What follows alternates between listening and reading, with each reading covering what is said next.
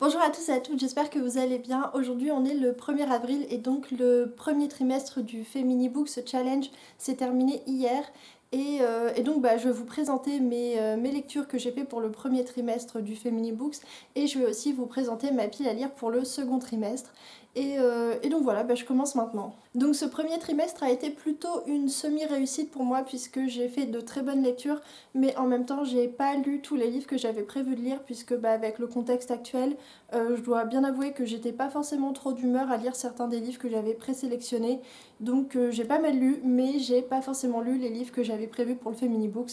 Mais ceux que j'ai lus étaient vraiment très cool, j'ai fait vraiment que des bonnes lectures. Alors j'ai lu l'essai Une culture du viol à la française de Valérie Ray-Robert, qui est publié chez Libertalia. C'est un essai que je voulais lire depuis longtemps, qui m'a été plutôt chaudement recommandé. J'ai plutôt bien aimé cet essai. C'est un essai qui est composé en 5 parties et les deux premières parties m'ont pas franchement intéressée et m'ont pas franchement accroché puisque c'est les parties dans lesquelles l'autrice va poser les définitions et les dates et les chiffres qui vont parler du viol. Elle va faire l'historique des lois sur le viol, l'historique et l'évolution du mot de viol et de culture du viol. Et elle va aussi parler des chiffres, des statistiques, etc. Donc moi, c'est des données qui me rentrent d'une oreille et qui sortent immédiatement par l'autre. Juste, c'est des choses qui m'intéressent pas et j'arrive pas à les enregistrer en fait. J'ai instantanément oublié ce que je venais de lire. Donc voilà, c'est deux parties qui m'ont pas trop intéressée et que j'ai vite passé puisque voilà, ça m'intéressait pas trop. Et de toute façon, j'ai tout oublié. Mais je comprends l'importance aussi de ces parties puisqu'elles permettent pour quelqu'un qui connaît rien du tout à la culture du viol et qui connaît rien du tout à l'histoire du viol, à l'histoire des femmes et de leurs droits, c'est des choses qui sont importantes pour poser le fondement du propos et puis pour qu'on comprenne bien exactement de quoi va parler l'autrice et les enjeux de ce dont elle va parler. Par contre, les trois parties suivantes, j'ai vraiment adoré. J'ai trouvé que les parties où elle est vraiment dans l'analyse des ramifications et des enjeux de la culture du viol, où elle va expliquer en passant de l'analyse de nos médias, des films, jusqu'à l'analyse de l'image qu'on se fait de la victime et du violeur, qui était vraiment super bien faite, super bien conçue, super bien pensée. Ah, je suis enrhumée.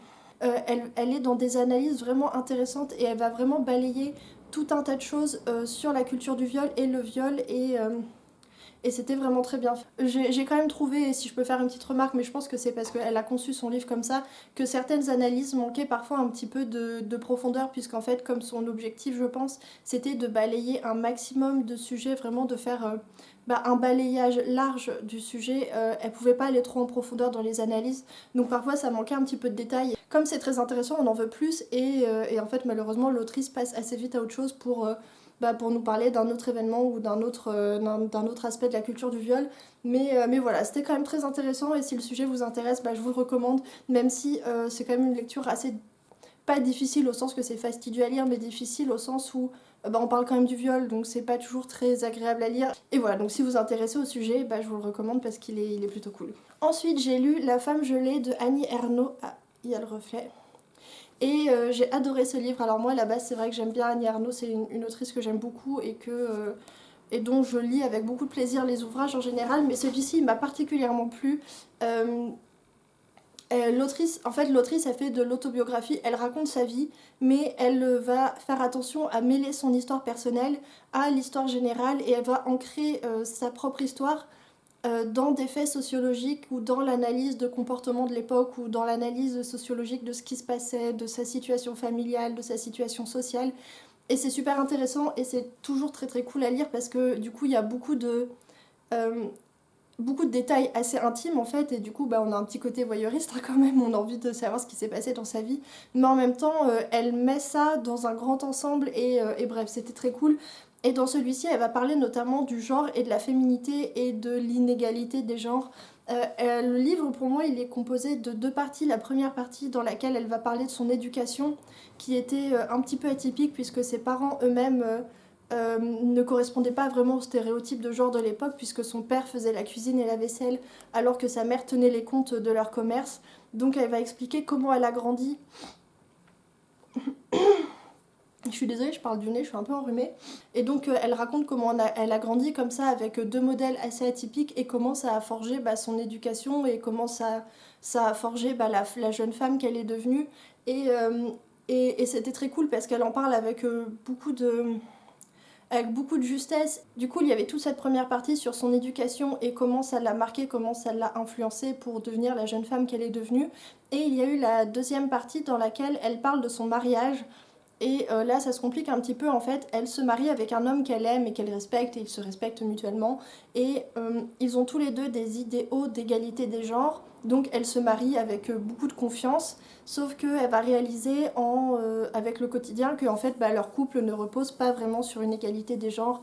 Elle va nous parler du quotidien et elle va mettre en lumière les moments où elle s'est sentie bah, trahie, ou les moments où elle a senti qu'en fait son épanouissement personnel, sa vie à elle, passait après celle de son mari, après son succès à lui, après son travail à lui. Elle parle de situations qui sont terriblement quotidiennes et en même temps qui sont un petit peu bah, cruelles dans ce qu'elles ont de quotidien, en même temps de vraiment injuste. Et je trouve que ça fait écho à beaucoup de choses qu'on a vues ou qu'on a pu vivre. Et elle le fait vachement bien, c'était super intéressant et j'aime beaucoup la plume d'Annie Ernaux. Voilà, bref, c'est un livre que je vous conseille, il est tout court et puis bah, c'est une bonne manière de rentrer. Enfin, c'est une bonne manière, je trouve, de découvrir Annie Ernaux pour ceux qui ne la connaissent pas. Ensuite, j'ai lu. Ensuite, je les ai pas lus dans cet ordre-là, hein, je les prends dans l'ordre de ma pile.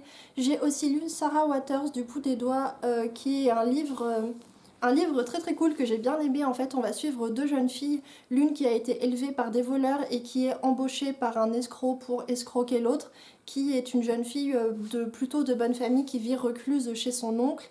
Et donc voilà, donc on se doute que l'escroquerie va pas du tout se passer comme prévu, qu'il va y avoir bah, des imprévus, notamment puisque les deux jeunes filles vont commencer à lier une histoire d'amitié et un peu plus que de l'amitié. Et voilà, c'était très chouette, c'est une histoire avec beaucoup de rebondissements, avec des révélations. En fait, il y a plein de secrets qui sont révélés au fur et à mesure qui nous obligent à chaque fois à remettre en question ce qu'on croyait savoir de la vie des personnages ou de l'histoire des personnages, de ce que ressentaient les personnages, etc. Et il y a des révélations à un moment qui remettent, enfin, qui renversent carrément le truc et du coup on sait plus trop où on en est. L'intrigue a beaucoup de fils, beaucoup de ficelles et donc parfois les héroïnes sont tellement emmêlées dedans qu'on se demande vraiment comment elles vont faire pour s'en sortir parce qu'elles sont vraiment dans une galère profonde à certains moments. Franchement, je me demandais si c'était juste possible, même que l'autrice s'en sorte et qu'elle parvienne à dénouer son intrigue parce que c'était allé super loin. Enfin, mais bon, c'était très cool, c'était une lecture plutôt prenante. J'ai bien aimé aussi bah voilà, ce côté féministe, puisqu'au début de l'histoire, les deux héroïnes elles sont un peu piégées dans leurs obligations, piégées dans leur famille, elles peuvent pas faire ce qu'elles veulent, pardon, elles sont pas du tout libres voilà, de vivre leur vie, d'être indépendantes, bah voilà, elles sont coincées, notamment l'une qui est coincée avec son oncle en fait. On apprend des choses sur son passé qui sont assez terribles et on comprend vraiment l'emprise qu'a eu cet oncle sur elle et bon, bah, on comprend qu'elle avait vraiment envie de s'échapper, enfin bref. Et donc au début, elles sont vraiment piégées, et en fait, avec toutes ces péripéties, elles vont bah, s'émanciper, même si ça va leur coûter très cher, puisque voilà, elles vont vivre des choses vraiment pas faciles. C'est un livre que j'ai beaucoup aimé et que je vous conseille si vous vouliez découvrir Sarah Waters. Donc voilà, il y a une romance FF à l'intérieur, c'était pour ça que je l'avais lu, je l'avais mis dans la catégorie romance non toxique, je crois. Et enfin, le livre qui m'a le plus marqué de ce Femini Books, qui a été une lecture vraiment super marquante, super poignante, enfin un livre qui me reste dans la tête vraiment, qui était ouais, une grosse lecture, c'est L'incivilité des fantômes de River Solomon, qui est donc un récit de SF. On va suivre Aster, une jeune femme noire, sur un vaisseau spatial qui quitte la Terre, puisque la Terre n'est plus habitable. Donc c'est un immense vaisseau avec un système de ponts supérieurs et de ponts inférieurs. Donc évidemment, sur le pont supérieur, il y a les riches, et sur les ponts inférieurs, il y a les pauvres. Et notamment parmi les pauvres, il y a les personnes noires, donc qui sont extrêmement maltraitées. Toutes les personnes dans les ponts inférieurs en fait sont vraiment traitées comme enfin qui sont vraiment super maltraitées.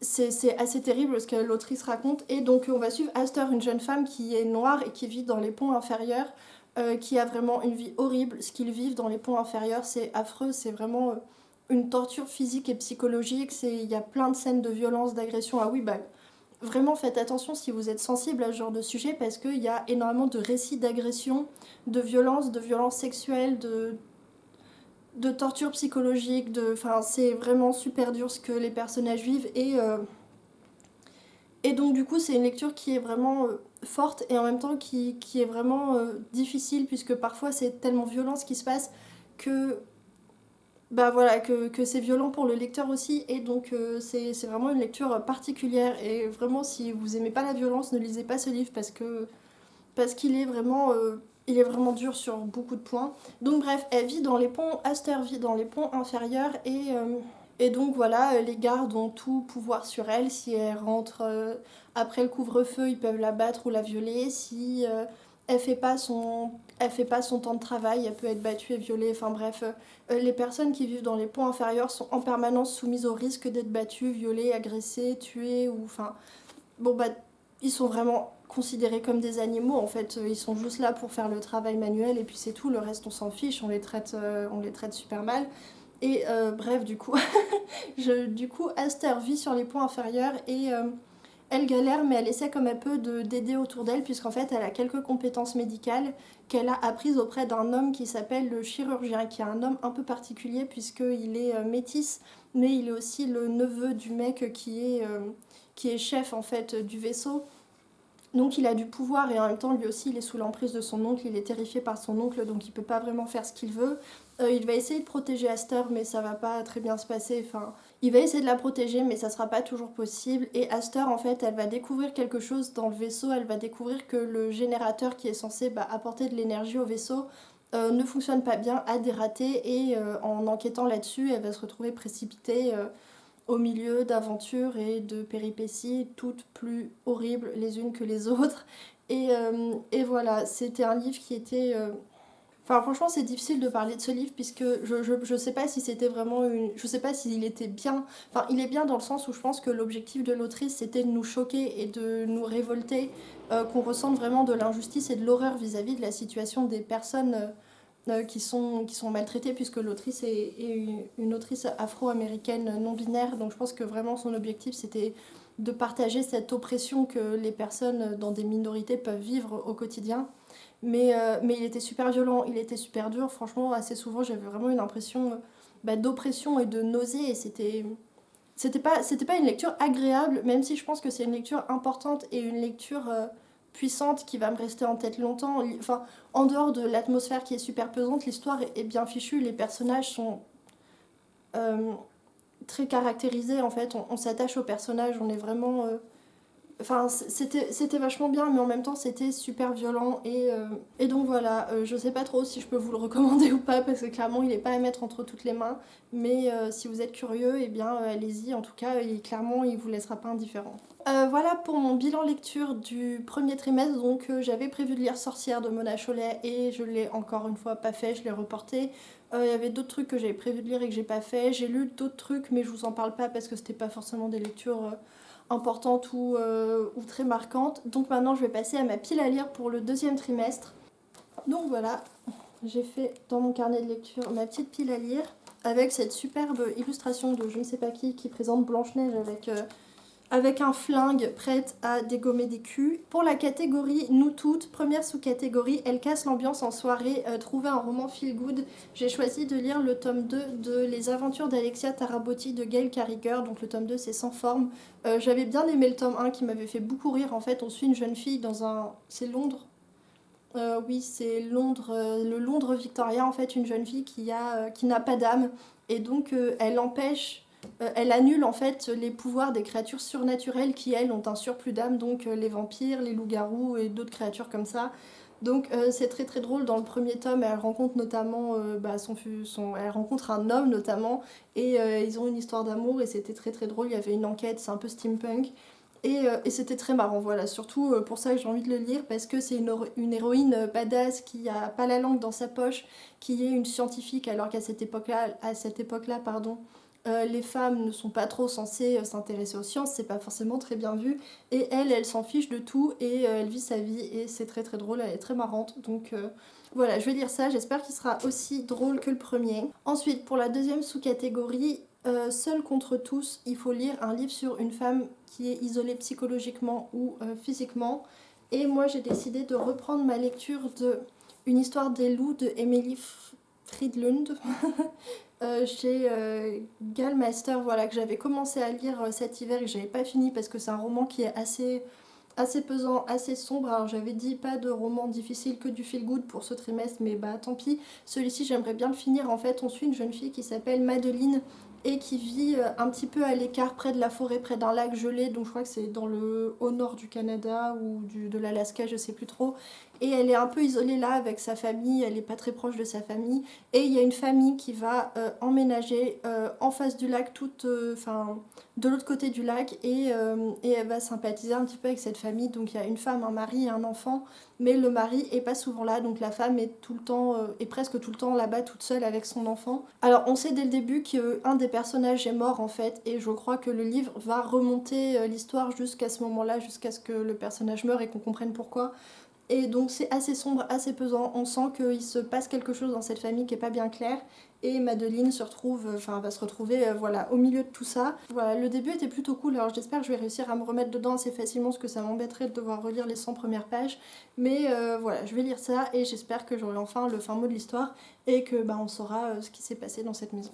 Ensuite, pour la catégorie Un homme sur deux est une femme, où il faut lire une autrice oubliée ou peu connue, j'ai décidé de lire Novice de Octavia E. Butler, qui est une autrice afro-américaine de science-fiction dont je n'avais absolument jamais entendu parler. Et je sais pas si elle est connue, pas connue, ou si c'est juste moi qui suis pas totalement passée à côté alors que c'est quelqu'un de connu, je sais pas. En tout cas, j'en avais jamais entendu parler et du coup, là, c'était l'occasion de la découvrir puisque je me suis motivée à lire plus d'autrices de SF puisque tous les classiques de la SF quasiment sont écrits par des hommes. Et là, j'ai décidé du coup de me pencher un petit peu sur la question des femmes dans l'écriture de livres de l'imaginaire et notamment de SF. Et celui-ci, il parle de vampires. Voilà, c'est un peu flou ce qui... Le résumé est pas très clair sur ce qui va se passer dans le livre, mais en fait, on va suivre une enfant de 10 ans qui se retrouve toute seule dans la forêt après le massacre de sa famille. Et en fait, on va réaliser que c'est une vampire et qu'en fait, elle a 53 ans. Et voilà, bref, attends. Et donc voilà, je sais pas trop exactement ce qui se passe, mais je suis très curieuse de découvrir cette autrice.